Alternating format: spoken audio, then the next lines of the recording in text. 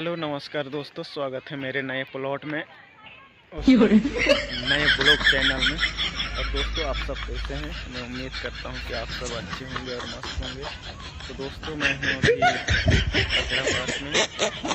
वाकई में दोस्तों, काचड़ा पार्क बहुत अच्छा पार्क है। मैं सोचा था यहाँ बहुत कचरा होगा, लेकिन यहाँ तो काफ़ी सुंदर जगह है। तो आप लोग देख सकते हैं दोस्तों, यहाँ काफ़ी सारे लोग आए हुए हैं। तो दोस्तों, काफ़ी मज़ा आ रहा है।